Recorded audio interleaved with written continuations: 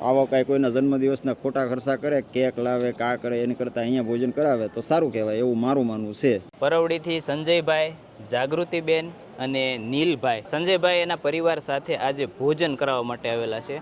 અને જાગૃતિબેન, આજે જે તમારા તરફથી ભોજન છે, કયા નિમિત્તે આજનું ભોજન છે? બર્થડે નિમિત્તે છે.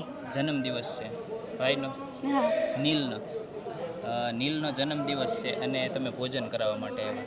તો બેન, સૌથી પહેલાં તો મને એ જણાવો કે તમે આ ટ્રસ્ટની મુલાકાત કરી, આ વ્યવસ્થા જોઈ અને તમારા આંખમાં જે આંસુ આવી ગયા, આનું કારણ શું? બધાને જોઈને આ બધાની આવી પોઝિશન જોઈ કે ભગવાને આ લોકોને કેમ આવું આપ્યું છે, બધાને જોયા ને એટલે કે આ બધા માનસિક બીમાર ભાઈઓ બહેનો છે, એના પરિવારે તરછોડ્યા છે, એટલે જ આ બધા રોડે રસ્તે નોંધારું જીવવા મજબૂર થયા છે.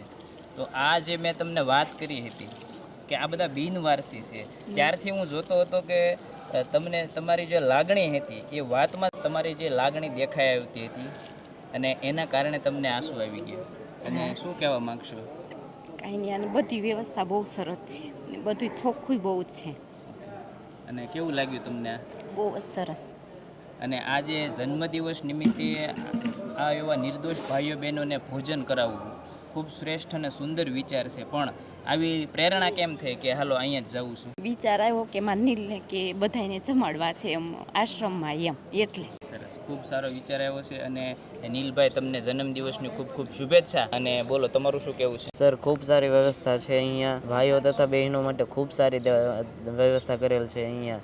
તમે ખૂબ સારી વ્યવસ્થા કરી અહીંયા. આ સારું કામ કહેવાય. તમે દેખાડી તે પ્રમાણે વ્યવસ્થા જ એવી હતી કે આમ કાંઈ પ્રશ્ન જ ઊભો ન થાય આપણને. ચોક્કસ. અને સંજયભાઈ, તમે શું કહેશો? બહુ ચોખ્ખાઈ બોખાઈ બધું કામ બધું વ્યવસ્થિત છે.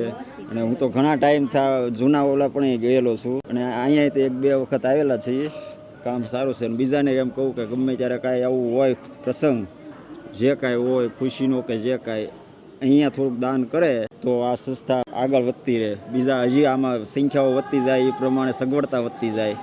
જે કોઈને જે કાંઈ દેવાની ઈચ્છા હોય, ભલે ભોજન આપે કે જે આપે, બસ એવું આપણે ઈચ્છા. આવા કાંઈ કોઈના જન્મદિવસના ખોટા ખર્ચા કરે, કેક લાવે, કા કરે, એની કરતાં અહીંયા ભોજન કરાવે તો સારું કહેવાય, એવું મારું માનવું છે.